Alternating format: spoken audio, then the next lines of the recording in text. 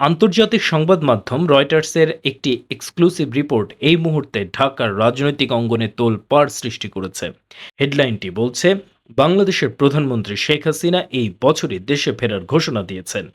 August ২০২৪-এর জঙ্গি হামলার পর এই প্রথম শেখ হাসিনা তাঁর ফেরার একটি নির্দিষ্ট ডেডলাইন দিলেন।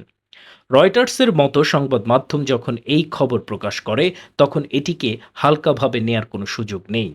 রয়টার্স যখন প্রধানমন্ত্রী শেখ হাসিনার ফেরার বিষয়টি খুবই গুরুত্ব দিয়ে প্রকাশ করল, তখন বোঝাই যায় শেখ হাসিনা এটি কোনো তথাকথিত রাজনৈতিক বক্তব্য দেননি, বরং এর পেছনে বিশ্ব রাজনৈতিক বহু সমীকরণ সমাধান করেই তিনি এ কথা বলেছেন।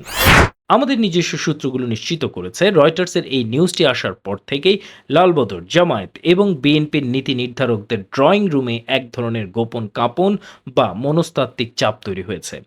এতদিন যারা ধরে নিয়েছিলেন শেখ হাসিনার চ্যাপ্টার চিরতরে ক্লোজড, তাদের হিসাব এখন পুরো ওলটপালট।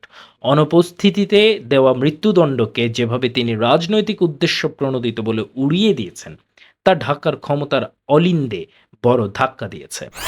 রিপোর্টে শেখ হাসিনার একটি বক্তব্য বিশেষভাবে নজর কেড়েছে, যেখানে তিনি বলেছেন, আওয়ামী লীগ কোনো কাগজি সংগঠন নয়। একটি দলকে আইনি নিষেধাজ্ঞা দিয়ে যে মাঠ থেকে পুরোপুরি মুছে ফেলা যায় না, সে রাজনৈতিক সত্যটি রয়টার্স আন্তর্জাতিক মহলে তুলে ধরেছে। আর এটাই এখন ফাঁকা মাঠে রাজনীতি করা দলগুলোর জন্য বড় চিন্তার কারণ হয়ে দাঁড়িয়েছে। বর্তমান সরকার অবশ্য দাবি করছে শেখ হাসিনার আমলের অপরাধের বিচার করতেই এই আইনি পদক্ষেপ, কিন্তু রয়টার্সের এই রিপোর্টে দুই পক্ষের বক্তব্য যেভাবে পাশাপাশি এসেছে, তাতে স্পষ্ট যে লড়াইটা এখন আর শুধু বাংলাদেশের আদালতের ভেতরে সীমাবদ্ধ নেই। বিচার বিভাগকে রাজনৈতিক প্রতিহিংসার হাতিয়ার বানানোর যে অভিযোগ শেখ হাসিনা তুলেছেন, আন্তর্জাতিক লেন্স এখন সেই দিকেও ফোকাস করছে।